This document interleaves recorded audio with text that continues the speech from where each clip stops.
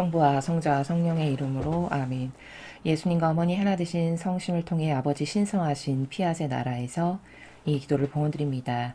사랑하는 하나님 아버지, 저희 사명에 계획하시는 아버지의 모든 뜻이 한 채 오차 없이 완벽하게 이루어질 수 있도록 저희 각자 제자들과 저희와 하나 된 영혼의 영과 협력자들을 축복하여 주시옵소서. 그래서 그들이 아버지께 각자의 위치에서 올바른 반향을 할 수 있는 은총으로 축복하여 주시며, 그리하여 아버지의 뜻을 이루는 데 있어 한 뜻으로 똘똘 뭉쳐 아버지께 기쁨과 그리고 영광을 돌려드리는 일만을 하는 그런 사명이 되도록 축복해 주시옵소서. 이 대한민국이라고 하는 제 조국을 아버지 뜻에 봉헌드립니다. 이 나라 안에 아버지께서 허락하셔서 선출된 대통령과 그리고 그와 하나 된 다양한 참모들과 그리고 이 나라의 선의 그 가치를 가지고 진리를 중심으로 하여 올바른 반영을 하고 있는 선의 다양한 영혼들을 축복하여 주시옵소서. 그들이 각계각층의 다양한 그룹의 리더와 지도자들이 되게 하시며, 그들이 예수님과 성모님의 정신으로 리더와 지도자의 역할을 똑바로 하게 하셔서 이제 이 대한민국이라는 나라의 모든 마귀를 다 척결하여 주시고 완전히 아버지의 뜻에 하나 되어 예수님과 성모님의 모범으로 살아가는 자들만이 이 나라의 다양한 리더들이 되도록 축복하여 주시옵소서. 그리하여 그들을 통하여 아버지 다스리시옵소서. 이 모든 기도 우리 주 예수 그리스도 이름으로 기도드리나이다. 아멘. 성부와 성자와 성령의 이름으로 아멘. 안녕하십니까. 하나님의 뜻성교회 피아수녀입니다. 오늘은 하나님 아버지께서 굉장히 오랜만에 말씀을 주셨습니다. 며칠 전에 있었던 6월 18일이 바로 하나 되신 성심 축일이었습니다. 그래서 그날 아버지께서도 이 성지에 오셨고 성모님께서도 오셔가지고 두 분이 말씀을 주셨습니다. 어떤 말씀을 주셨을지 아주 설레이고 궁금한 마음으로 여러분들과 함께 먼저 읽고 그리고 이제 하나하나 차근차근 설명을 드리도록 하겠습니다. 2023년 6월 18일 하나 되신 성심 축일 오후 3시 기도 모임. 저 모리는 또다시 하느님 아버지의 성심이라고 알게 된 큰 불꽃을 봅니다. 하느님 아버지께서 말씀하십니다. 사랑하는 자녀들아, 나는 현 시점에서 세상의 마음을 모든 부성의 권위에 위탁하기로 결정하였다. 너희를 이 권위 아래 두는 이 과감한 결정을 받아들여라. 나는 너희가 이에 얼마나 복종하느냐에 따라 너희를 축복할 것이다. 복되신 어머니께서 오시어 말씀하십니다. 자녀들아, 거룩하고 신성한 사랑의 길을 따라 계속 나아가거라. 내가 너희와 함께 한다. 나는 너희를 위해 선택한다. 용감해져라. 오늘 밤 나는 내 거룩한 사랑의 축복을 너희에게 내린다. 3가지 축복이 내려졌습니다. 참고로 거룩한 사랑의 축복은 우리가 거룩한 사랑의 덕을 실천하도록 도와줍니다. 우리의 모우께서 2021년 10월 7일에 주신 메시지를 읽거나 들어도 거룩한 사랑의 축복을 받을 수 있습니다. 주님의 말씀입니다. 하느님 감사합니다.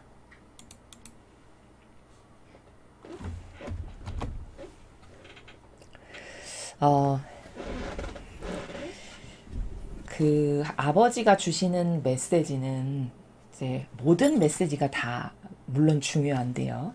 그 중에서도 아주 괄목할 만한 굉장히 어떤 정점을 찍는 이거는 중요한 거다. 이런 포인트들이 있습니다. 바로 오늘 이 말씀이 바로 그러합니다. 그러니까 우리가 왜 세상적 표현을 약간 차용해서 쓰면은 어떤 기념비적인 어떤 역사적인 사건 뭐 이러면서 강조하는 어떤 포인트가 되는 사건들이 있죠. 세상에. 마찬가지로 아버지 말씀 중에서도 많은 것들이 우리가 망각의 존재이다 보니까 자꾸 잊어버리고 잊고 살기가 쉬운데, 다른 많은 것은 그러하더라도 오늘 이 메시지만큼은 이것은 어떤 기념비적이고 역사적인 말씀입니다. 굉장히 그 정도로 중요하고 핵심을 지금 콕 찍어가지고 짚어서 말씀하시는 나라이기 때문에 오늘 이 메시지는 여러분께서 굉장히 주의를 기울여서 들으셔야 한다라는 것을 먼저 선언적으로 말씀을 드립니다. 그러면 왜 그렇게 중요한가를 이제 차근차근 하나하나 설명하도록 하겠습니다. 첫 번째 줄을 보시면 하느님 아버지께서 말씀하시기를 사랑하는 자녀들아, 나는 현 시점에서 세상의 마음을 모든 부성의 권위에 위탁하기로 결정하였다. 이렇게 말씀하셨는데 요 첫 번째 문장이 굉장히 핵심이 되는 중요한 문장입니다. 그 중에서도 제가 여러분에게 좀 집중해서 보실 수 있게 노란색으로 이렇게 포인트를 줘서 표현을 했는데요. 이게 무슨 어떤 정신세계의 나라에서, 즉 어떤 뉘앙스를 알아차리라고 하시는 말씀이시냐면, 현 시점에서라는 거는 오늘을 시작으로 내가 새로운 결정을 했다, 이런 뜻입니다. 현 시점에서는. 근데 어떤 결정을 하셨냐, 아버지께서. 이 세상, 이 인류의 마음을 모든 부성의 권위에 내가 위탁하기로 오늘을 기준으로 내가 이 결정을 했다, 이렇게 선언하시는 내용이거든요. 그럼 이게 어떤 선언이냐면 부성의 권위의 위탁, 이게 핵심인데, 먼저 위탁이라는 단어를 사전적으로 찾아보면은 어떤 것을 책임으로 맡긴다는 거거든요. 그게 위탁입니다. 다른 사람에게 그 책임을 내가 맡긴다 라는 게 위탁이죠. 근데 맡기는데 뭘 맡기는 거냐면 부성의 권위를 책임으로 누군가에게 맡긴다는 뜻이죠. 그러면 부성의 권위가 뭘까? 자, 부니까 아버지와 관련된 거잖아요. 즉 아버지의 성품, 즉 다시 말해 부성이라는 거는 절대성을 뜻해요. 절대성. 다시 말해 리더, 지도자, 이런 절대성의 역할을 말씀하시는 겁니다. 부성의 권위라는 것은. 그러니까 다시 말하면 아버지의 권한이 아버지께서 친히 뽑아 세우신 리더에게 오늘부터 내가 전적으로 다 위임한다. 그에게 내가 새로 뽑아 세운 리더에게 모든 책임을 다 맡긴다. 이런 뜻입니다. 부성의 권위에 위탁한다는 것은. 그러면 이 말씀은 뉘앙스를 잘 알아둬야 됩니다. 오늘 이 메시지는. 왜냐하면 인간은 직접적 단어로 표현하는 되게 저차원에 살지만 아버지는 고차원의 본질의 나라에서 말씀하시기 때문에 다 뉘앙스로 알아들을 자녀만 알아듣게끔 말씀을 하세요. 그러니까 이렇게 만약에 연필을 표현하고 싶어 그러면 연필 이런 단어를 안 쓰신다는 거예요.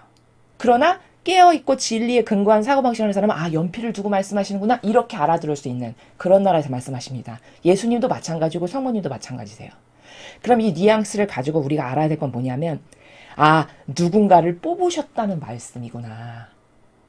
신적 교회를 다스릴 리더로서 그에게 내가 모든 권한을, 모든 책임을 다 오늘 날짜를 시작으로 다 위임한다, 이런 뜻입니다. 그럼 누군가를 뽑으셨다는 거예요. 다시 말하면 천상의 나라에서 지금 아버지께서 신적 교회를 이끌어갈 리더, 즉 지도자를 선택하셨다라는 뜻입니다. 이해되시죠? 자, 그 다음에 너희를 이 권위 아래 두는 이 과감한 결정을 받아들여라. 자, 우리 세상을 살아가는 아버지께 속한 자녀들을 아버지가 오늘 새로 뽑으신 신적 교회 리더, 그 지도자에게 위임하신, 아버지가 위임하신 그 권한 있죠. 그 권한, 즉 그 권위 아래 너희 모두가 그를 따르도록 하는 그 권위죠. 그 권위 아래 이 인류를 둔다. 근데 이것을 과감한 결정이라고 말씀하셨어요. 이게 과감한 결정이라고 말씀하시는 이유는 뭐냐면은 지금까지 구약부터 신약을 통해 현재 이르기까지 많은 리더들이 있었죠. 이 아버지 교회에 리더들이 있었잖아요. 근데 그 리더들이 올바르게 반영을 해서 백성을 똑바로 이끌었던 리더가 매우 드물었다는 겁니다. 그러니까 그럴 때마다 아버지는 마음에 상처를 받으시는 거예요. 내가 쟤를 믿었는데, 제가 저렇게 자원한봉사자로 저요 제가 교회에 나가서 아버지 뜻을 행하였습니다 해서, 그래 너 이렇게 해보겠다고, 그래 내가 너를 믿어볼게, 모든 권한과 능력과 은총을 다 부어줬는데 다 변질돼서 마귀로 완전히 변질돼가지고 이제 자녀들마저 마귀밥이 되게 해서 다 지옥의 자식으로 이끌어가고 있으니 얼마나 상처시겠어요. 그쵸? 그래서 그럼에도 불구하고 내가 이제 새로운 과거하고는 완전히 다른 새로운 신적인 나라를 건설하셔야 되기 때문에 과감한 결정을 다시 한다. 내가 새 리더와 지도자를 뽑았거든. 내 신적 교회를 이끌어 나갈. 근데 그 지도자에게 너희 모두는 다 복종해야 된다고 여기 쓰셨습니다. 지금. 내가 그렇게 지도자를 새로 뽑았고 그 새로운 지도자 아래 너희 모두가 복종해야 된다고 지금 말씀하시는 거예요. 근데 이게 과감한 결정이다. 왜 과감한 결정이냐면 과거로부터 똑바로 그 리더적 역할, 즉 예수님이나 성모님께서 하셨던 리더가 완벽한 모범이고 표본이었는데 그 정신으로 주님의 백성을 이끌었던 리더가 거의 드물었다는 거죠. 그러면 아버지는 끊임없이 상처시죠. 잘한다고 해서 뽑아놨는데 오히려 마귀 도구에, 또 잘한다고 했었는데 또 마귀 도구에. 그래서 양들만 계속 잃어버리고 내 자식만 다 지옥으로 가게 하네. 그럼 이게 마음의 큰 쓰라림이고 아픔이죠. 그래서 과감한 결정이라고 표현하신 거예요. 뉘앙스의 나라가. 근데 문제는 뭐냐면 여기서 나는 너희가 이에 얼마나 복종하느냐에 따라 너희를 축복할 것이다. 이렇게 말씀하셨어요. 요 문장 굉장히 중요한 문장이에요. 첫 번째 나왔던 문장과 요 문장, 이 두 가지 문장이 키포인트입니다. 오늘 이 메시지에서. 첫 번째 문장은 뭐였냐면 이거였어요. 모든 부성의 권위에 오늘부터 내가 위탁한다. 이게 핵심이고요. 그 다음 두 번째 핵심이 요 문장. 너희가 이에 얼마나 복종하느냐에 따라서 너희를 내가 축복할 거다. 이게 두 번째 핵심 문장이에요. 자, 이 문장 굉장히 심오한 뉘앙스가 있는 겁니다. 어떤 뉘앙스를 품고 있는 거냐면 지금 여기 복종이라는 단어를 쓰셨어요. 복종. 즉 다시 말해 내가 이 새로운 신적 교회를 이끌어갈 리더, 수장을 내가 뽑았는데 그 리더에게, 그 수장에게 너희가 얼마나 복종하느냐에 따라서 너는 축복을 받는 정도가 다 달라질 거다. 이런 말씀이거든요. 그러면 요 문장을 통해 숨겨져 있는 뉘앙스는 굉장히 다양하고 많아요. 관점이. 먼저 첫 번째, 어떤 뉘앙스가 숨겨져 있는 거냐? 그에게 복종하는데 축복을 하신다?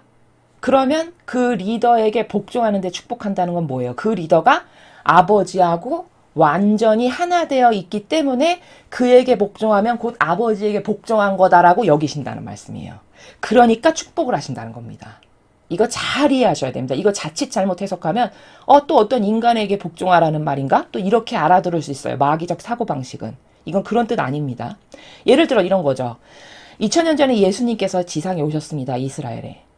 그러면 예수님께서 하시는 모든 일들을 도와드리고 순명하고 그 뜻에 복종하면서 살아. 어떤 영혼이. 그러면 축복을 받을까요? 안 받을까요? 당연히 받겠죠. 그럼 왜 받을까요? 예수님이 행하시는 게 곧 아버지께서 행하시는 것이니까. 왜? 예수님과 아버지는 완전히 하나 되신 관계니까. 그쵸? 그래서 축복을 받는 거예요. 한 인간에게 복종했기 때문에 축복을 받는다는 관점이 아니라. 이해되십니까? 요 말은 그러면 마귀가 이 같은 행간을 가지고도 약간 비틀어서 사람에게 혼동을 일으키기 때문에 그럼 요 뉘앙스는 이렇게도 이해가 돼요. 고로 아버지와 완전히 하나된 리더에게 복종하면 축복받는다고 하셨죠. 그럼 마귀에게 완전히 하나된 리더에게 복종하면 어떻게 될까요? 마귀의 모든 그 패망을 다 짊어져서 지옥으로 가기 딱 좋겠죠. 같은 원리입니다. 이해되십니까? 자, 그래서 이 문장의 뉘앙스 첫 번째는 뭐냐? 이 리더는 아버지가 이 정도로 뽑고 선포를 하실 만큼이면 아버지와 하나된 리더라는 거예요. 그러므로 그 리더가 행하고 결정한 것이 아버지는 내가 행하고 결정한 것이다라고 여기신다는 겁니다. 그러니까 그에게 네가 그에게 복종을 하면 내가 너를 축복해 주마라는 나라예요. 요 관점. 그 다음 두 번째는 요 문장이 내포하고 있는 두 번째 뉘앙스는 뭐냐. 지금 공적으로 확인하셨다라는 거예요. 오늘 이 말씀을 통하여, 이 선포된 말씀을 통하여 공적으로 확인해 주셨다라는 거예요. 무슨 말이냐면 내가 선택한 그 리더와 하나 된다면 곧 아버지인 나와 하나 된 거다라는 것을 선언하시는 겁니다. 이해가 되시죠? 왜? 그가 아버지랑 하나 된 리더니까. 그러니까 그에게 복종하면 나에게 복종한 것과 똑같으니까 내가 너를 축복하마. 이런 말씀이에요. 자, 여기는 제가 굉장히 심오한 뉘앙스가 담겨 있다 말씀드렸습니다. 다시 말해, 이렇게 해서 그 눈에 보이는 아버지가 선택하신 리더와 하나 되는 것이 잘 구현돼. 그런 사람이 많아. 그래서 그 기반이 굉장히 단단하고 두툼해져. 그러면 아버지께서 이 세상에 오시기가 수월해지죠. 즉 빨리 오실 수가 있다는 거죠. 요런 내포적 의미까지 포함되어 있는 거예요. 아버지가 이 세상에 더 빨리 오실 수 있다. 이 리더와 하나 된 사람들이 많아서 어떤 인프라라고 해야 될까요? 세상적 단어로 그 인프라가 굳건해지고 두터워지면. 그런 말씀의 내포적 나라예요. 그 다음에 이 문장의 세 번째 뉘앙스는 뭐냐면 여기 복종이라는 단어를 하셨단 말씀이죠. 근데 우리가 성경을 보면은 아버지는 통상 강요를 안 하시거든요. 제가 누누이 말씀드리죠. 강요 안 하신다고. 자유의지를 존중하기 때문에 인간의 자유의지를 다만 어떤 은총의 길이 무엇인지 축복의 길이 무엇인지 나침판적인 어떤 안내는 하시지만 야 이거 해! 하지 않으면 너는 이렇게 돼? 이런 강요는 안 하신단 말이죠. 그러면 보통의 그런 아버지의 나라에서 이 메시지를 말씀하셨다면 여기 보통 순명이라고 말씀을 하셨을 거라는 거죠. 우리가 통상적으로 아버지의 다스림을 진리를 아는 사람이 봤을 땐 그래요. 근데 특이하게 복종이라고 하셨어요, 말씀을. 그럼 요거는 무슨 뜻이냐?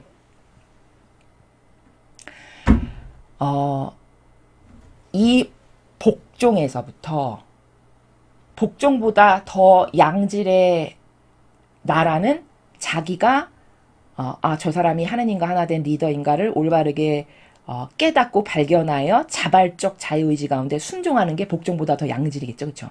그러면 복종하는 사람도 있을 거고 그것보다 더 양질로 깨어있는 사람은 순종을 할 거고 그 순종보다 더 양질의 아주 훌륭한 임계질량으로 반영하는 사람은 피앗의 나라에서도 반영하는 사람도 있을 거라는 겁니다. 그렇죠. 그러면 그 피앗의 나라로 그 리더와 하나 될 사람이 있고 순종의 나라에서 하나 될 사람이 있고 복종의 나라에서 하나 될 사람 이렇게 다채롭게 많겠죠. 인간의 반향이 사람마다 다 다르니까요. 그 다채로운 반향의 미니멈이 복종이죠. 그렇죠. 그 미니멈의 복종을 말씀하신 거예요.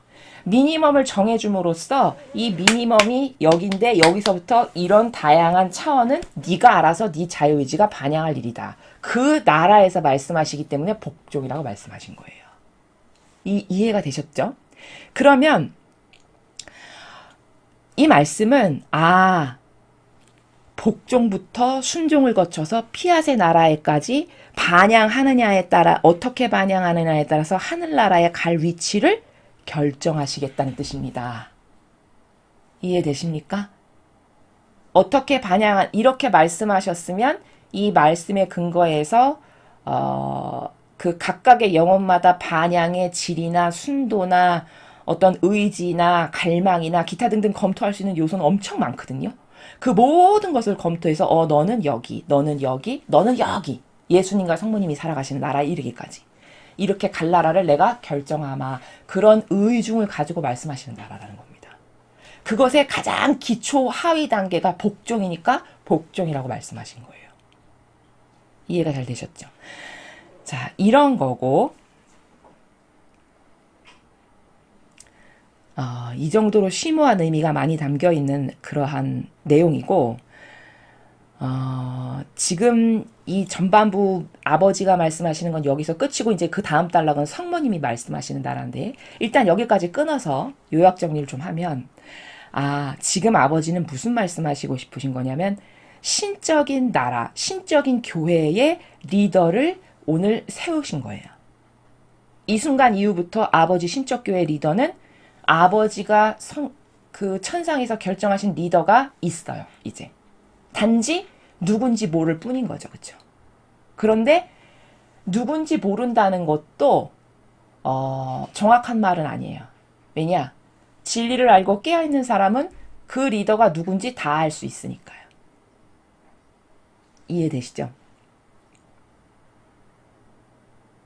그래서 지금 요 메시지는 예수님이 오셨을 때 예수님이 그리스도 교회의 리더시잖아요. 주인이시고 그 리더를 세우실 때 아버지가 그 세례 받으실 때 예수님께 뭐라고 말씀하셨냐. 너희는 그의 말을 들어라. 이는 내가 사랑하는 아들, 내 마음에 드는 아들이니 너희는 그의 말을 들어라. 이렇게 선포하셨죠. 천상에서. 그것과 똑같은 선포를 지금 하시는 겁니다. 영적으로. 이해되십니까?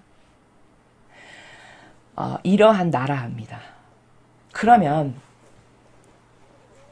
여러분이 이제 하셔야 될 건 뭘까요? 여기까지 메시지를 이해했으면 내가 지금 아버지께서 천상교회를 세우시는 리더를 뽑으셨다는데 그 리더가 누군지 여러분은 찾으셔야 돼요. 찾고 그 리더와 하나 되기를 열렬히 노력하셔야 되겠죠. 왜 열렬히 노력해야 되냐? 이런 원리 때문입니다. 성경에 예수님께서 제자들을 파견하실 때 그런 말씀하시죠. 누가 너희를 하느님의 일꾼이라고 해서 너에게 물 한 잔을 줬어. 그러면 그 물 한 잔을 준 그 영혼은 너희가 받을 상급을 그도 같이 받게 될 거다. 이런 나라에서 말씀하시는 거 있죠, 성경에. 바로 이게 뭐냐. 여러분이 천상의 높은 나라에 가고 싶어. 예를 들어 높은 차원의 나라에 다 가고 싶지 않겠습니까? 올바른 욕심이 있는 사람이라면. 그럼 여러분이 높은 차원에 갈 수 있는 여러 가지 방법 중에 오늘 말씀하시는 관점에서 바라보면 어떤 방법이 존재할까요? 그렇죠. 저렇게 선언하시고 선포하시고 선택을 하셨어요. 아버지께서. 그럼 저 리더를 찾아서 저 리더가 끌어가는 사명과 완전히 하나 된다. 협력함으로써, 동조함으로써. 그럼 여러분도 그 사명에게 아버지께서 주실 상급을 정해놓으셨겠죠. 그 사명에게 주실 상급을 여러분도 나누어 받게 될까요? 안 될까요? 나누어 받게 되는 겁니다. 그걸 예수님께서 너에게 물 한 잔을 주면 그 물 한 잔을 줬다는 건 그 정도로 작은 협력을 했다는 뜻입니다. 그 작은 협력을 한 것만큼에 해당하는 상응하는 축복을 내가 그 영혼에게 주마. 이게 신적 질서라는 거예요. 그렇죠? 그럼 그 질서에 근거하면 오늘 세워주신 이 리더의 사명과 하나 되면 여러분은 그 사명에게 주시는 아버지가 어마어마한 상급을 다 마련하셨겠죠? 어마어마한 상급은 어디에 나오냐? 성경에 제자들에게 저희는 스승님을 이렇게 열심히 따랐는데 뭐 저희는 어떻게 되겠습니까? 막 이런 말들을 해요. 그러니까 그때 예수님이 뭐라고 하셨냐면 너희가 갈 나라는 천상에 따로 마련돼 있다. 이렇게 말씀하십니다. 그 말씀은 그 제자들이 12명의 제자라고 하는 그들이 한 사명으로 그룹핑되어 있는 거거든요. 그렇죠? 그룹화되어 있는 겁니다. 예수님을 중심으로 그리스도 교회를 세우는 초기 제자들로서 한 그룹인 거예요. 그럼 그 그룹원이 갈 나라가 천상에 따로 있다는 거죠. 그 말씀은. 그렇죠? 그러면 그게 곧 사명이고 그 사명에 하나 된 그룹원이지 않습니까? 그럼 그 사명을 축복하신 위치가 있다는 거예요. 천상 나라에. 그럼 그 사명과 하나 됐을 때 그 사명에게 주신 어마어마한 축복을 너도 협력하는 양질의 정도와 순도와 어떤 의지와 갈망의 척도에 따라서 너도 나누어 받게 될 거다가 거기 성경에 예수님이 말씀하신 나라입니다.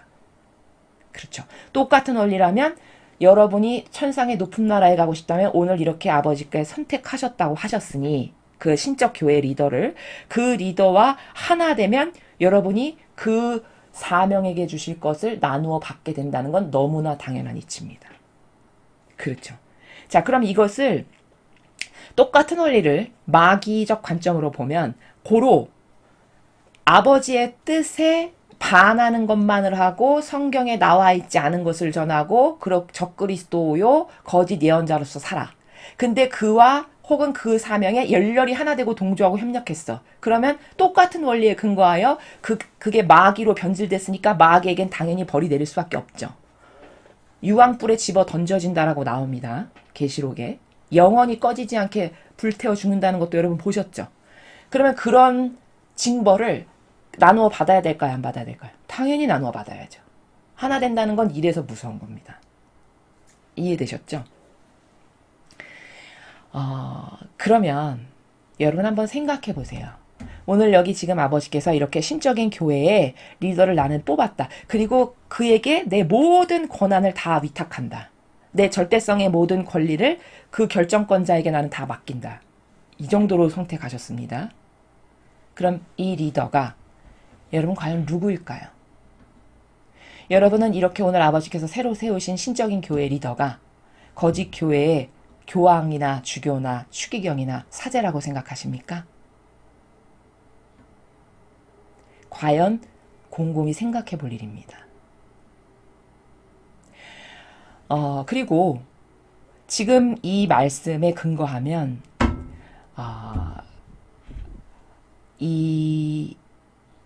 여기에 선택된 리더가 있고, 그쵸? 아버지가 오늘 선택하신 리더. 그 다음에 저 리더와 하나 될 양들, 자녀들이 이렇게 두 그룹이 존재하죠. 그럼 요 양들이 조심해야 될 것, 주의해야 될 것과 저 리더를 따르는 데 있어서 그 다음에 오늘 이 선택된 리더, 아버지가 뽑으셨다라고 하는 신적 교회의 이 리더가 조심해야 될 것은 종류가 달라요. 주의를 기울여야 될 것은. 먼저 오늘 이 선택하신 아버지가 내 모든 부성의 권위를 다 그에게 전적으로 위탁한다라고 말씀하신 그 리더는 그 리더의 어려움이 있어요. 그 리더만의 고뇌와 어려움이. 그게 뭐냐. 먼저 이 정도로 아버지께서 선택을 하시고 모든 권한을 위임하셨으니까 하느님과의 더 긴밀하고 내밀한 그 관계성을 더 업그레이드하고 개선해야 될 의무와 책임이 그 리더에겐 있죠. 요런 어려움이 있고, 두 번째로 그 리더가 되는 사람은 이 아버지가 모든 권한을 위임하셨다라고 해서 마냥 좋은 것이냐, 그 권한을 잘 쓰면 좋은 것이대. 만약에 잘못 쓴다, 그러면 지옥 가기가 가장 쉬운 거예요. 그렇지 않습니까? 차라리 잘 모르고 순박하여 그냥 착하고 좋은 마음으로 따르는 사람은 그 위험에 덜 노출되어 있으나, 이렇게 막강한 권한을 주시고 선택하고 위임하셨다라고 했는데 그가 마귀랑 하나 돼서 마귀적인 결정만을 맨날 한다. 그럼 그 사람은 지옥의 가장 깊은 심오한 끝자락에 갈 수밖에 없겠죠. 그런 거거든요. 그렇기 때문에 이 리더는 그 모범인 예수님, 그 리더적 모범을 완벽하게 수행하신 분이 예수님과 성모님이십니다. 그 예수님의 모범과 다른 것이 존재하지 않도록, 자기가 행하는 것에 있어서 존재하지 않도록 매 순간 민감하게 캐치하고 자기를 살피고 반향을 하고 이런 것에 끊임없이 노력을 해야 된다는 이런 어려움이 있겠죠. 그 다음에 세 번째, 이 리더가 갖게 될 고충이랄까 어려움은 또 뭐냐면, 우리가 지금까지 배운 천상의 질서를 보면은 크게 세 부류로 구성되어 있어요. 천상의 나라가. 뜻의 차원의 나라, 의지의 차원의 나라, 그리고 피앗의 차원의 나라. 가장 고도적이고 순도 높고 고결하고 아름답고 정수로 가득한 나라는 피앗의 나라예요. 그럼 그 피앗으로 아버지와 하나 되는 관계성을 끊임없이 개선하도록 노력해야 되겠죠. 이 리더는. 요런 고뇌와 고충이 있다는 거죠. 자, 그러면 이제 따르는 자, 여러분들이죠. 그렇죠? 이 리더를 따르고 하나 될 자, 그들이 조심해야 될 건 뭐냐면, 이 리더를 선택해서 알아보아서 하나 되기까지의 여러분들의 어떤 어려움은 뭐가 있을 수 있냐면요. 이런 거예요. 인간적 한계 가운데 살아가거든요. 거의 다. 거의 다가 아니라 그냥 다라고 해야 돼요. 인류는. 인간적 한계 때문에 그 하느님이 선택하신 일꾼에게 복종 못하게 하는 사탄의 속삭임이 여러분 마음 안에 늘 도사릴 거라는 겁니다. 그러면 인간적 한계 때문에 저 사람이 진짜 하느님이 뽑으신 리더라는 것을 자꾸 망각하고 있게끔 만드는 사탄의 역사가 여러분의 마음 안에 계속 일어날 건데, 그게 어떤 거냐면 이런 거예요. 성경을 보면 예수님이 오셨습니다. 2000년 전에 이스라엘에. 예수님이 진짜 리더시죠. 하느님의 아드님이시면서 내면의 아버지와 함께 살아가시는 신이시면서 새로운 그리스도 교회라고 하는 신적인 교회를 건설하실 주인이시면서, 그러면 아버지가 선택하신 세우신 리더잖아요. 근데 그 리더를 왜 이스라엘 백성은 못 알아봤을까요? 요즘을 살아가는 이 세상의 사람들보다 그 시절의 사람들이 성경을 훨씬 더 많이 잘 알았을 텐데, 왜? 율법을 철저하게 배웠던 사람들이니까. 그쵸? 근데 아무도 예수님을 아버지가 친히 보내신 메시아여 그리스도라고 인정하는 사람이 없었어요. 그렇죠? 나중에 죽여버리기까지 했으니까. 그럼 그들은 왜 그랬을까요? 이거 분석을 잘해야 돼요. 그래야 우리가 똑같은 마귀 속음에 넘어가지 않을 수 있기 때문에 분석을 하는 거거든요. 왜 그랬냐? 그들의 인간적 한계 때문이에요. 어떤 게 인간적 한계였냐? 수십 년을 그들은 리더다 하면 그럴듯하고 있어 보이고 삼중간에 모자 쓰고 옷 길게 술 길게 이렇게 하고 에헴 하면서 손가락 하나 까딱하지 않고 맨날 시키기만 하는 이거를 리더라고 수십 년을 학습하고 보아왔어요. 그렇죠. 그럼 그게 그들의 인간적 한계예요. 즉 다시 말하면 뭐냐? 올바른 리더는 그 리더가 예수님의 모범하고 얼마나 닮아서 예수님과 닮은 열매를 맺느냐라는 거거든요. 겉에 보이는 표현하고는 아무 상관없는 거거든요. 사실. 근데 모든 리더를 설정하는 그들의 인간적 한계가 뭐냐면 다 겉을 보고 설정을 해요. 그러면 올바른 리더 당연히 선택 못 하겠죠. 이게 인간적 한계예요. 따르는 사람, 쫓는 자, 즉 많은 성도분들의 한계가 여기에 봉착한다는 겁니다. 그래서 올바른 리더를 발견하기가 매우 어려운 거예요. 그럼 하나 되기는 더더욱 어려워요. 왜? 올바른 리더는 이런 인간적인 자기의 이상한 기호정서 경향에 막혀서 못 알아보고요. 혹여라도 운이 좋아서 알아봤다. 그런데 하나 되려면 자기의 모든 걸 다 죽여야만 하나 될 수 있거든요. 그렇죠? 근데 맨날 자기 기준이나 자기 옳다라고 생각하는 의나 선이 올라올까요? 안 올라올까요? 올라옵니다. 왜? 수십 년 동안 자기 기준으로 살았거든요. 그렇죠. 그러니까 또 그게 2차적 한계예요. 하나 되지 못하게 하는. 이런 한계성을 내가 인지하느냐. 그래서 지금 내가 어떤 한계에 봉착되어 있으니까 내가 무엇을 선택한다는 것은 올바르지 않을 확률이 거의 99.9999%구나. 나는 이걸 인정할 수 있느냐. 이걸 인정할 만큼 되면 그나마 정직한 거예요. 자기 자신에 대해서. 이해되십니까? 이런 인간적 한계 때문에 오늘 아버지께서 세우신 이 리더, 이 신적교회의 리더, 대표, 수장을 여러분이 알아보기가 어려운 겁니다. 근데 보세요. 올바른 리더는 이런 인간적인 것을 다 거두어낼 때만 볼 수가 있는데, 예를 들면 예수님을 보죠. 예수님이 이스라엘 오셨을 때 너무나도 누추하고 볼품이 하나도 없었다라고 증언하죠. 성경에 보면 구약에. 그는 너무나도 볼품없고 내세울 만한 게 하나도 없었다. 그럼 이 인간적 한계로 덮씌운 사람은 예수님을 리더라고 생각할 수가 없어요. 그러니 거기 하나 될 수는 더더욱 없습니다. 이게 인간적 한계라는 거예요. 게다가 두 번째, 예수님이 길러내신 12명의 제자를 보죠. 그들도 다 리더죠. 그렇죠? 각자 예수님이 돌아가신 다음에는 리더적 역할을 다 했어요. 각자 나가서 복음 전포하면서 다 박해받고 핍박받으면서 다 순교당하고 죽었습니다. 이들이 12명의 리더들인데 이 12명의 리더도 보면 저 사람이 진짜 하느님의 일꾼이니까 나 저 사람하고 열렬히 하나 되겠다. 이런 생각을 일반인이 하기가 어려워요. 왜냐? 그들이 보면 다 막 열성당원, 혁명당원이었어요. 그러면 속성적 특징이 뭐냐면 여러분 어부가 강하고 드세지 않고서야 바다의 그 바람을 그 수많은 파도와 바람을 맞대응하면서 고기잡이를 할 수 있냐? 없습니다.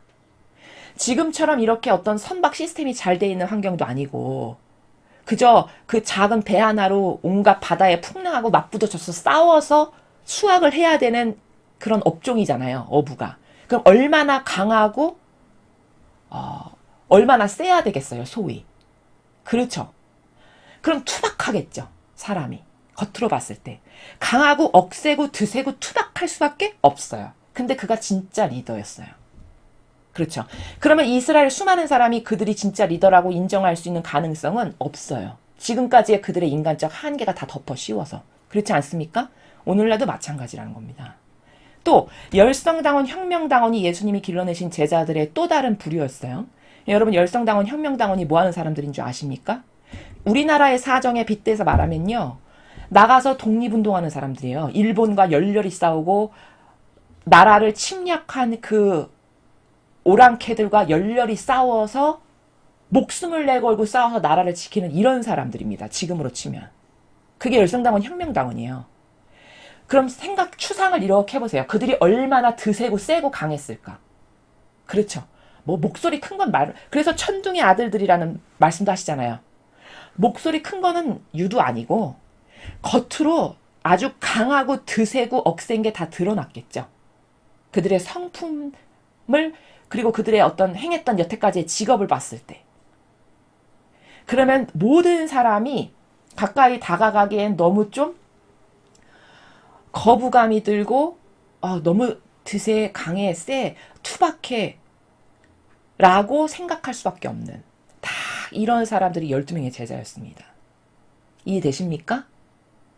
근데 그들이 진짜 리더였다는 거죠. 이게 다 인간적 한계라는 거예요. 이 지구상에 살아가는 거의 모든 사람이 가지고 있는 인간적 한계는 다 여기에 갇혀서 생각하고 말하고 판단해요. 그렇지 않습니까? 그러니까 여러분 보세요. 요즘 세상에 누가 조금만 이렇게 막 억세고 드세게 말하죠. 그럼 좋아합니까? 싫어합니까? 다 싫어해요. 왜일까? 그 정도로 교만한 거예요. 자아가. 그렇게 드세고 억센 말, 남이 조언하고 충고하는 말 듣기 싫다 이거죠. 그럼 이거는 다 겸손도 없는 거고 정직하지도 않고 모든 자기가 가지고 있는 기호종서 경향이 다 병들었다는 증거거든요. 그리고 그런 기호종상을 가지고 기호정서 경향을 가지고 일평생 살아봤자 본인에게 도움될 거 하나도 없거든요. 왜? 진짜를 절대 알아보지 못할 거니까 죽는 그날까지. 그 변질된 기호정서 경향 때문에. 그래서 이스라엘이 망한 거예요. 그렇죠. 이게 성경에 정확하게 나와 있는 진실의 백데이터입니다. 오늘날은 다르냐? 오늘날은 더 심각해요. 왜? 하도 빨갱이 공산주의 이 사람들이 유려하고 부드러운 것이 마치 사랑인 양 착각 속에 살아가도록 이 지구상에 살아가는 모든 인간의 기호를 다 변질시켜놨어요. 그래서 하나님의 일꾼도 그저 착하 보이는 어떤 겸손해 보이는 유려한 표양과 겸양 같은 어떤 이런 것을 다 저분은 참 겸손하셔. 참 친절하시기도 하지. 정말 하나님의 일꾼은 달라. 이렇게 생각하게끔 다 변질시켜놨다는 겁니다. 그럼 그런 인간적 한계를 가지고 오늘 설정하신 이 아버지가 부성적 권위를 완전히 내가 그에게 위탁한다라고 하는 이 리더를 알아볼 수 있냐? 절대 알아볼 수 없다는 거죠. 그 프레임을 자기가 깨지 않고는 절대 아버지가 말씀하시는 이 리더를 알아볼 수도 없거니와 알아볼 수 없으니 그 리더하고 하나 될 수는 더더욱 없습니다. 이걸 깨닫고 거기서 그 프레임에서 나와야 되는 게 여러분이 노력해야 될 아주 가장 중요한 키포인트라는 겁니다. 여러분이 진짜 축복을 받고 싶고 천상의 높은 나라에 가고 싶다면. 그렇죠. 그래서 사람이 특히 이 완전히 이 빨갱이 카발 세력과 이 적그리스도 세력이 요즘에 리더적 표상을 그렇게 부드럽고 유하고 착해 보이고 아주 겸양으로 가득한 것 같은 그런 병든 처신의 나라에서만 살아가는 마귀, 그걸 다 리더라고 가르쳐놨기 때문에 올바른 리더를 분별할 수 있는 눈이 이 세상 사람은 없어요. 거의 전멸했다고 봐야 됩니다. 그러니까 드세게 말하고 세게 말하고 강하게 뭔가를 어필하는 사람을 다 싫어해요. 그 병든 기호정서 감성 때문에. 그러나 예수님의 제자들은 보니까 다 그렇지 않았다는 거예요. 예수님마저도 겉으로 봤을 때 예수님이 막 부드러운 행간의 나라에서 말씀하시니까 그분의 정의가 무섭다라는 걸 사람들이 모르는데 그분의 정의는 많이 인내하시고 참아주셔서 그런 거지 한번 쏟아 부으시면 엄청 무서운 게 주님의 정의입니다. 그래서 성경에 그렇게 나오지 않습니까? 아버지의 정의가 내가 골통을 부숴버린다. 이렇게 말씀하시죠. 골통을 부숴버린다라는 말을 하는 지상의 사람은 없어요. 근데 아버지는 어떤 것을 참고 인내를 하시는데 그 인내가 한계점의 임계질량에 도달해. 그러면 그때는 골통을 부숴버리는 나라에서 멸하신다는 거예요. 그 정도로 무서운 거죠. 그렇죠? 주님의 정의가. 그러니까 노아의 방주를 보면 다 쓸어버리시죠. 8명만 남기고. 그 정도로 그분의 정의가 과감한 거예요. 그럼 요즘 세상 사람들한테 이런 딱딱 이렇게 이런 어떤 내꼬끔이 분별하여서 분명해가지고 이거는 진짜 선이고 하나님께 아주 속한 분명한 사명이고 이게 진짜 리더고 이런 걸 볼 수 있는 눈이 있을까요? 거의 없다라고 봐야죠. 지금까지 제가 설명한 이유로 근거하여. 그렇죠. 여러분이 조심하셔야 될 건 그거라는 겁니다. 그런 인간적 한계를 벗어버리지 않는 한 아무리 아버지께서 이런 축복을 주시고 싶어도 내가 그런 리더를 찾을 수도 없거니와 찾을 수 없으니 하나 되기는 더더욱 어렵고, 또 찾았다 해도 그 리더와 하나 된다는 거는 자신의 모든 기존의 여태까지 살면서 가지고 있던 인간적인 모든 기준을 다 버려야 되는데 그 버리는 게 그렇게 쉽게 될까요? 그것도 어렵다는 거예요. 그렇죠. 그러니 이런 허들을 뛰어넘는 것이 여러분에겐 절대적으로 필요하다라는 겁니다. 그리고 내가 지금 이런 오류 가운데서 살아가고 있으며 그것이 나에게 장애물이 돼서 내가 올바른 리더를 볼 수도 없고 그래서 하나 될 수도 없어서 이런 축복을 받기가 어렵구나 라는 것을 여러분이 제가 지금 성경에 근거하여 입증한 것이 진짜 진실이라고 느껴지신다면 여러분 과감히 버리셔야 돼요. 그리고 여러분 주변에 오늘 말씀하신 이 리더가 누구인지를 찾으십시오. 그래서 그 리더와 하나 되셔야 돼요. 여러분이 진짜 축복을 받고 싶으시다면. 천상의 좋은 나라에 가기를 다 원하잖아요. 근데 좋은 나라에 가야지 막연하게 그렇게 생각한다고 좋은 나라에 갈 수 있을까요? 그렇지 않습니다. 천상의 나라는. 그렇게 인간의 막연한 구태의연한 행실은 없고 말만 하는 그런 역겨운 사고방식 가운데 내가 마음으로만 옳은 것을 그냥 추구한다라고 해서 그렇게 거저 갈 수 있는 곳이 아닙니다. 절대 그런 나라가 아니에요. 이 세상은 말만 번드르하게 하고 립서비스 잘하면서 착한 척 친절한 척하면 다 속아 넘어가고 마치 그걸로 자기의 옷을 만들어 입어가지고 사람을 속여서 거기서 뭔가를 얻고 취하잖아요. 이게 세상을 살아가는 방식 아닙니까? 그렇죠? 그러나 천상은 절대 그런 게 통하지 않아요.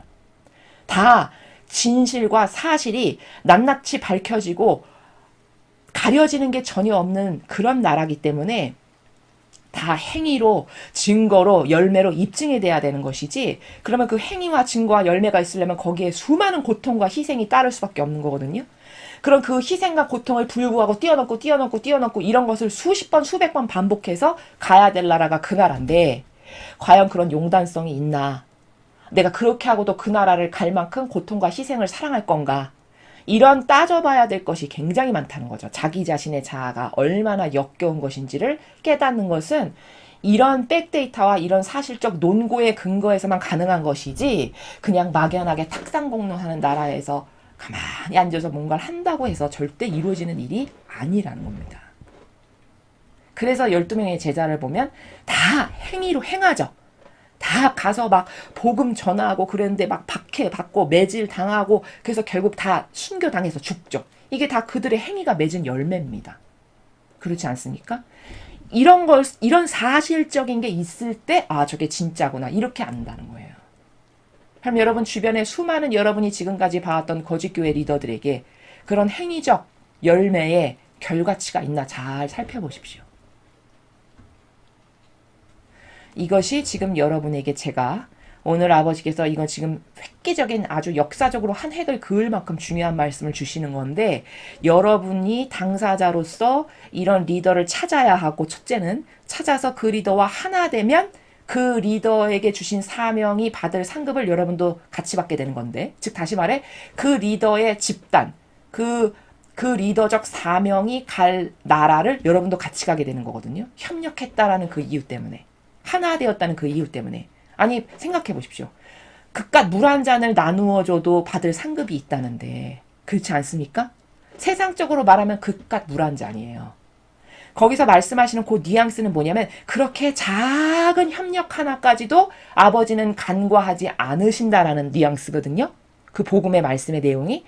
그러면 그 작은 협력 하나도 공짜가 없다는 말씀인데, 그럼 그것을 능가하고 뛰어넘는 많은 협력으로 하나 된 사람이 갈 나라가 보장되는 거죠. 이 리더와 하나 된다면.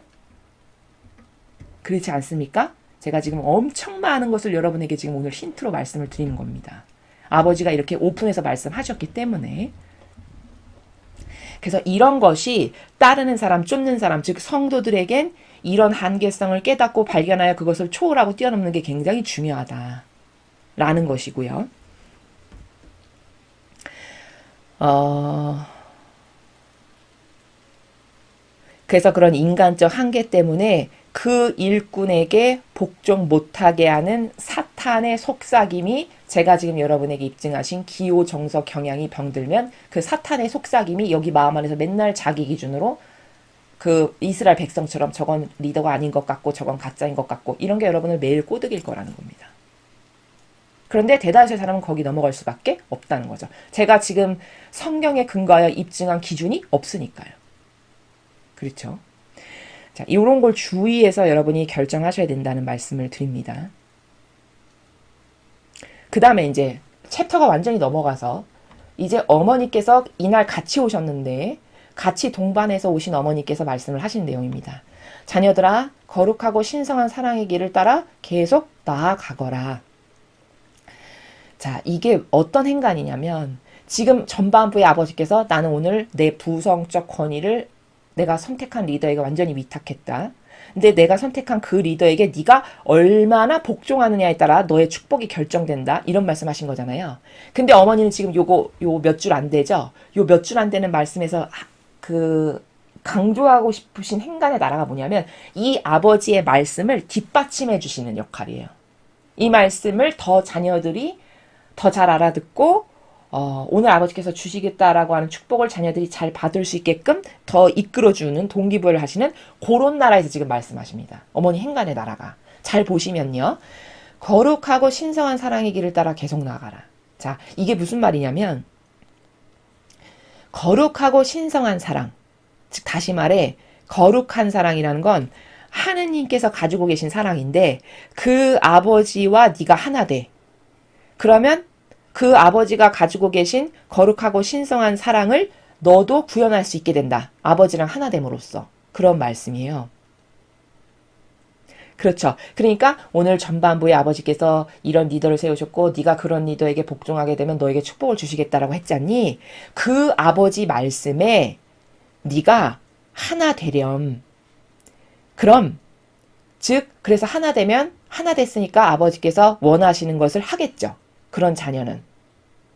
바로 거룩하고 신성한 사랑의 길을 따라서 계속 나가라는 건 그 아버지의 말씀에 네가 아버지 말씀이 맞습니다. 저는 아버지께서 이런 거 하신다 했으니까 저는 그것에 순종하여 제가 오늘 아버지 말씀하신 대로 이렇게 행하겠습니다. 라고 하는 의지를 가지고 행한다면 그럼 너는 거룩한 신성의 사랑의 길을 계속 나아가는 거란다. 이런 말씀이세요.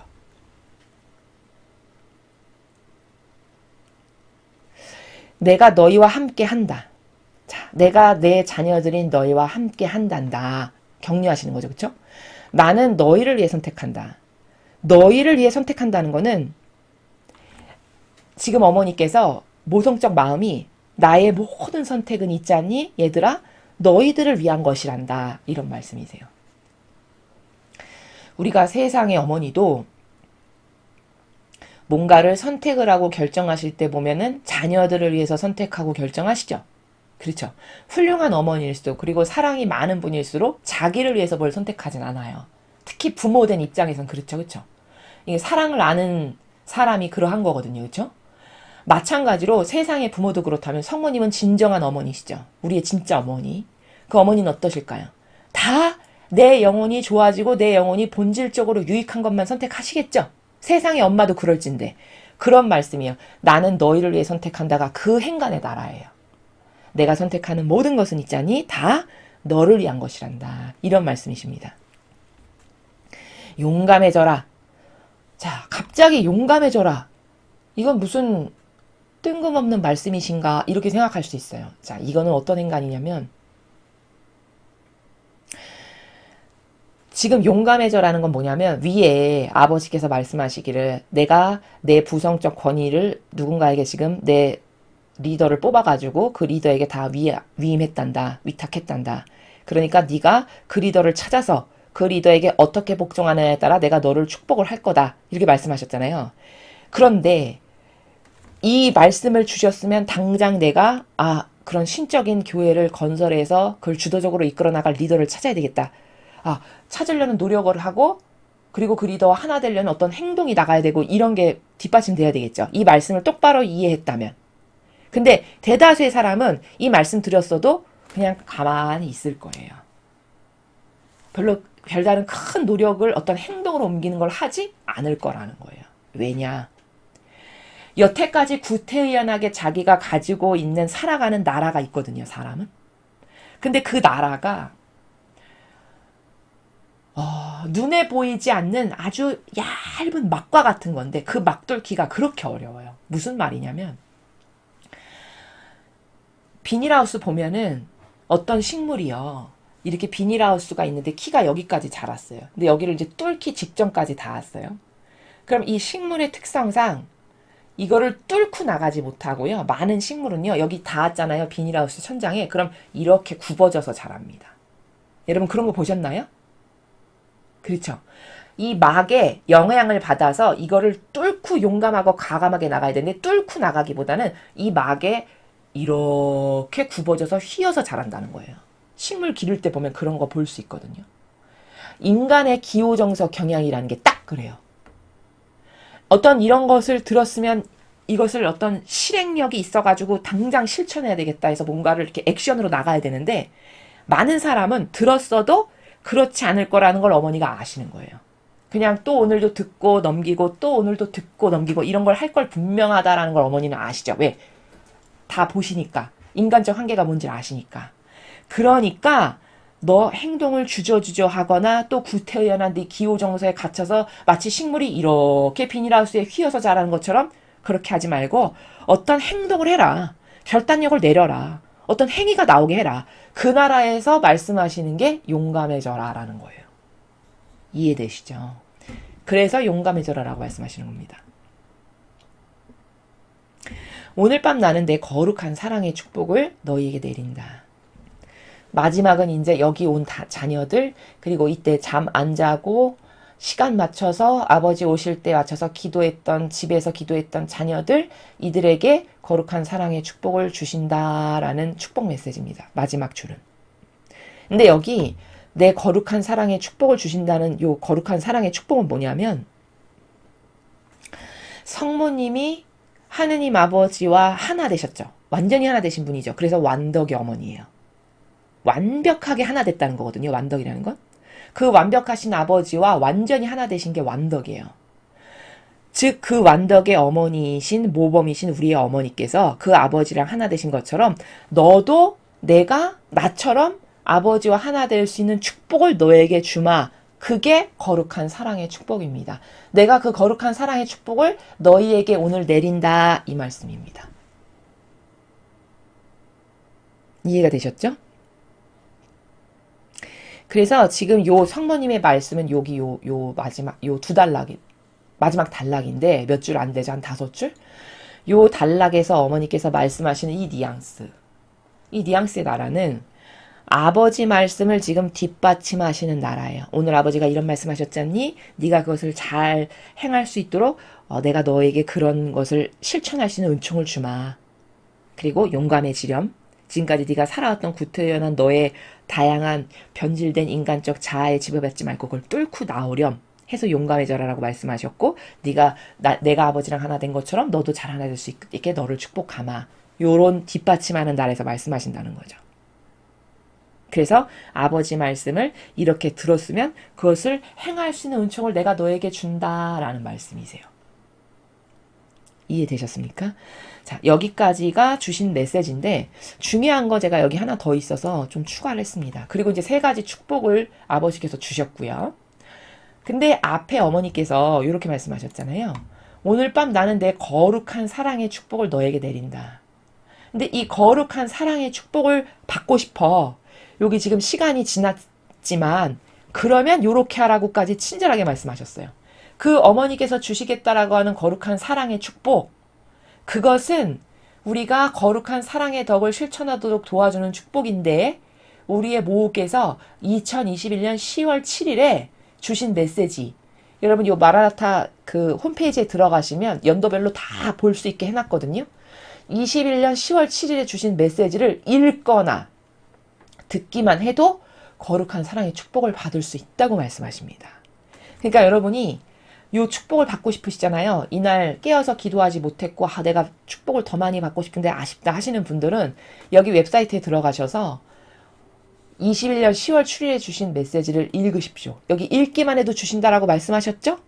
참 어머니가 엄청나게 친절하신 거예요. 많은 축복을 자녀들에게 이렇게 베풀기를 원하시는 겁니다. 그래서 여기 웹사이트 주소는 제가 여기 아래 하단부에 여기 보면 holyLove.org 혹은 holylovekorean.com이라고 이렇게 여기 표기해 놨습니다. 여기 사이트에 들어가셔가지고 여러분이 직접 보시면 됩니다. 그럼 읽으시기만 해도 이 은총을 주신다고 하셨으니까요. 자, 이렇게 안내를 드리고요. 자, 그럼 이제 오늘 메시지가 왜 중요하냐. 지금까지 내용을 받고 제가 서두에 이 메시지는 마치 역사적 한 획을 긋는 것과 같이 중요한 메시지인데 왜 그런가를 정리해서 지금 말씀드리는 겁니다.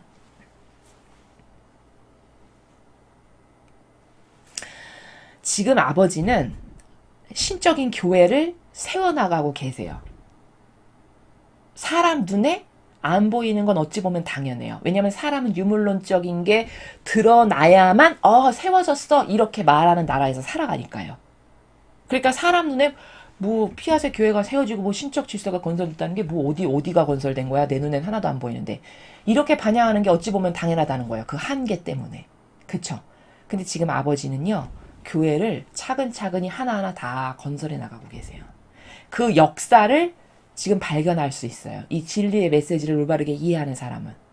제가 그 역사성을 지금 여기 정리한 건데 신적교회 건설의 역사라고 제가 제목을 붙인 겁니다. 아버지가 지금 이 교회를 건설해 나가시고 계시다는 거예요. 그럼 어떻게 건설하고 계시냐면 먼저 아버지는 본질적인 신적교회를 건설하셨어요. 언제? 2020년 10월 26일 날요. 근데 본질적인 신적 교회는 어디 세우는 거냐? 여기 파란색으로 제가 표시한 요 메시지가 10월 26일 날 주신 메시지 중 일부를 발췌한 겁니다.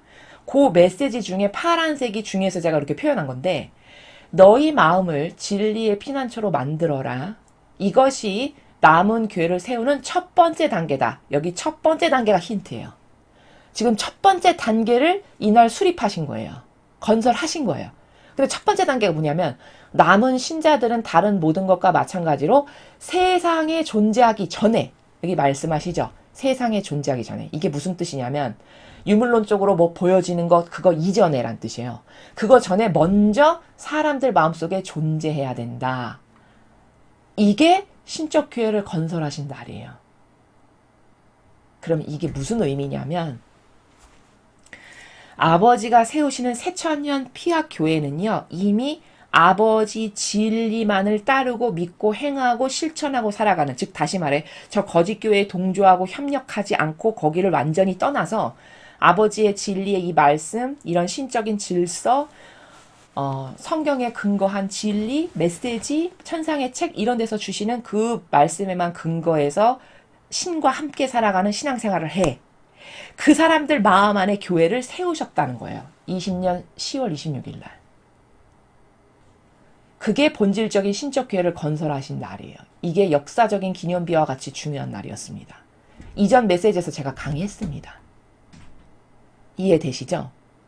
그리고 이제 본질적 교회를 이렇게 사람의 마음 안에 세우셨어요. 그 다음 단계로 오늘 단계를 이제 건설하신 거예요. 오늘 이 일을. 그럼 오늘 뭐 하신 거냐? 23년 6월 18일 주신 메시지 오늘 우리가 학습한 겁니다. 그 메시지 중에 세상의 마음을 모든 부성의 권위에 위탁하기로 내가 결정한다. 즉, 이 본질적 교회의 리더 뽑으신 걸 오늘 하신 거예요. 수장, 리더, 지도자 뭐 이렇게 표현할 수 있겠죠. 즉, 본질적인 신적 교회의 리더를 세우신 날이에요. 오늘이. 그럼 중요한 의미죠? 매우 중요한 의미죠. 그렇죠? 그래서 본질적 교회를 아버지께 속한 양들의 마음 안에 세우셨고 2020년 10월 26일 날 그리고 불과 3년도 안 됐어요. 지금. 그쵸? 10월 26일부터 23년 6월 18일이면 3년도 안 된 거죠. 이 기간 안에 이제 리더까지 세우셨어요. 리더.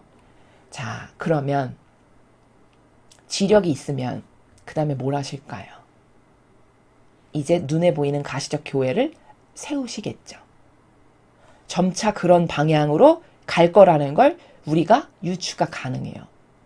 이건 썰이 아니라 복음에서 예수님께서 그리스도 교회를 세우신 것을 보면 이와 같아요. 원리가. 자, 생각해보죠. 예수님이 오셨습니다. 오셔서 아버지 뜻을 막 가르치셨어요. 전하셨어요. 그럼 그 아버지 뜻을 들었을 때 그 이스라엘 백성 중에 저게 진짜 진리야. 저 말씀이 아버지의 뜻이야. 해서 요 마음 안에 저것만이 참된 진실과 사실이라고 해서 받아들여서 그 마음 안에 깊이 새긴 그 사람들의 마음 안에 교회를 먼저 세우시는 거예요. 그렇죠. 그런 겁니다. 그리고는 리더, 12명의 제자를 예수님이 세우시죠. 그렇죠. 그런 순서대로 복음에서도 예수님이 그리스도 교회를 세우실 때 보니까 그렇게 세우시더라는 거예요. 그리고 눈에 보이는 건물은 제일 마지막에 세워지죠. 눈에 보이는 건물은 제자들이 죽을 때까지 거의 없었다고 봐야죠, 사실. 그냥 소규모의 공동체가 여기저기 있었던 거죠. 어찌 보면 그게 교회라고 하는 것의 시작이었던 거죠. 그러니까 그것은 가장 마지막에 이루어질 일이라는 거예요. 그렇지 않습니까? 복음을 보면 우리가 알 수 있죠. 그래서 예수님이 오셔서 하는 아버지의 말씀이나 진리나 신적 질서를 말씀하시면서 이렇게 말씀하시잖아요. 하늘나라가 이미 너희에게 왔다. 너희에게 가까이 왔다. 이게 무슨 뜻일까요? 그 사람들이 알아들었을까요? 이스라엘 백성들이? 못 알아들었을 확률이 거의 99.9999예요. 그 정도의 지력이 그 옛날 사람들에게 있지 않았다고 보는 게 통계적으로 봤을 때 맞아요. 왜냐하면 지금 사람들도 못 알아듣는 말이니까요. 그렇죠. 하늘나라가 너희 가운데 가까이 있다. 하늘나라가 너희 가운데 있다? 무슨 말입니까? 그 아버지 말씀을 믿고 따르는 그들 마음 안에 이미 세워졌다는 겁니다. 그 말씀이. 그리고 또 그게 다중적 의미이기 때문에 이런 말씀도 돼요. 하늘나라가 가까이 왔다? 예수님이 오셨죠.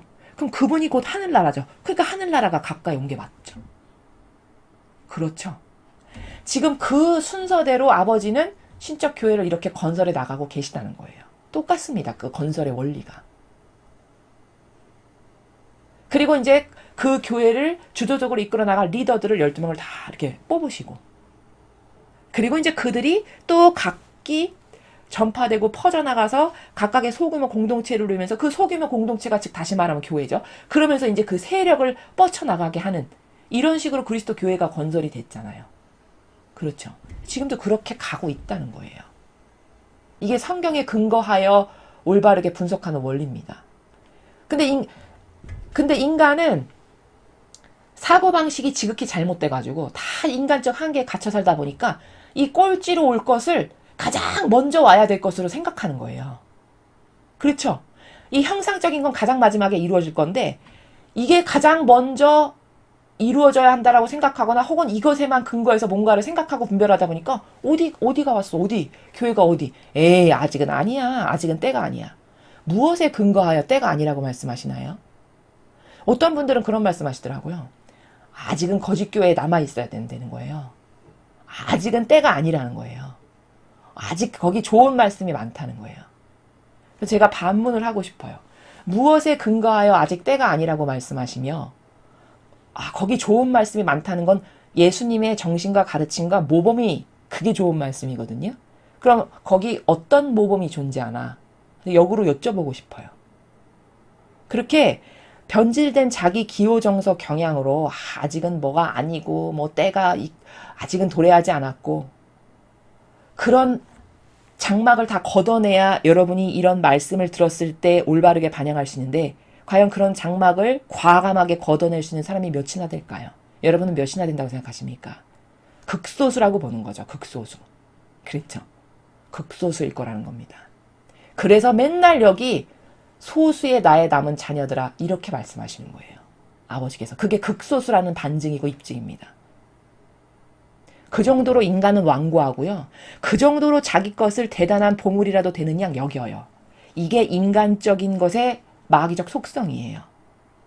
자기가 가지고 있는 것을 금덩어리도 되는 양 그 잘못된 기준으로 맨날 말하고 생각하고 분별하고 단정하고 그 자기가 갖고 있는 그 기준 때문에 본인이 망할 건데. 그렇죠. 이스라엘이 그래서 망한 거 아닙니까? 그 본인들이 이스라엘 백성들이 그들이 가지고 있는 그 인간적 기호 정서 경향 기준 때문에 끝까지 바리사 율법학자하고 하나 됐지 예수님하고 하나 되지 않아서 망한 거잖아요. 그렇죠? 그 역사적 사실과 백데이터가 다 존재하는 거거든요. 거기 그렇게 엄연히 존재하는데도 불구하고 그렇죠? 성경에 그렇게 죄다 나와 있는데도 불구하고 볼 수가 없는 거죠. 이렇게 인간적인 게 무서운 겁니다. 그 너울이 보이지 않는 그물과도 같아요. 그 덫이 보이지 않는 덫과도 같습니다. 차라리 보이면 이렇게 뜯어낼 수라도 있죠. 거두어낼 수라도 있고. 이건 보이지 않는 아주 미세한 덫입니다. 그래서 막 확확 찢어서 걷어낼 수조차 없는 거예요. 자기를 올가매고 족쇄가 그건데. 그렇죠. 이런 객관화된 분석을 자기 자신에 대해서 할 수 있냐? 할 수 없습니다. 그리고 그런 객관화된 분석의 근거에 뭔가 실행이 이렇게 나가야 되는데 그럴 수 있냐? 그것이 미미하니까 아까 어머니께서 용감해져라 이렇게 말씀하시는 겁니다. 이해가 되셨죠? 그래서 지금 아버지는 벌써 여기까지 건설하셨어요. 교회 이미 세우셨고요. 본질적 신적 교회. 그리고 리더 뽑으셨습니다. 자, 리더도 뽑고 교회도 본질적으로 만드셨어요. 이제 점점 형상적인 것이 나타나겠죠. 그럼 사람은 얄팍한 이기심은요. 이렇게 생각할 수 있어요. 아, 나 그러면 이 형상적 교회가 나타날 때 얼른 여기 가서 하나 되면 되지. 여러분, 그런 아주 약삭빠르고 얄팍한 마음 안에 축복이 가당할까요? 여러분 어떻게 생각하십니까? 누가 여러분에게 다가오는데 아주 얄팍하고 자기밖에 모르는 그런 이기적인 속성과 기질을 가지고 다가온다면 여러분은 마음이 어떠세요? 굉장히 반감이 들겠죠. 그렇죠? 물론 이때 가서 몰랐기 때문에 선택할 수밖에 없는 어떤 한계성, 그런 것은 아버지께서 그 한계에 걸맞는 어떤 이끄심이나 상급을 주실 수밖에 없겠죠. 그러나 이런 메시지를 듣고 이렇게 이런 은총이 뭐고 이런 해설을 다 들었는데도 불구하고 자기의 병든 기호 감성으로 아직 아니야. 아직 그래도 여기에 뭔가 있어. 라고 생각하면서 거짓에 하나 되고 열렬히 협력하고 동조했다가 여기 뭔가 가시적인 게 나타나면 얼른 여기로 가는 그런 얄팍한 마음, 그렇게 이기적이고 아주 간사한 그런 자애심과 이기심에 근거한 생각. 글쎄요, 거기 어떤 축복이 어울리고 가당할까요? 여러분은 어떻게 생각하십니까? 여러분의 양심에, 그리고 여러분의 어떤 이 진리에 근거한 정신에 비추어서 잘 생각해 보십시오.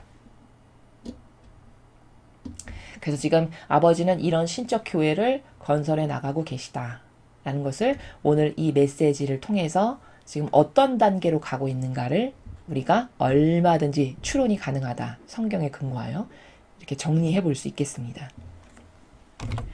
자, 오늘 이 메시지는 굉장히 중요한 메시지라고 제가 서두에 말씀을 드리고 시작했습니다. 왜 중요한지를 제가 후미에 신적교회를 건설하는 그 아버지 역사를 정리하면서 말씀을 드렸습니다.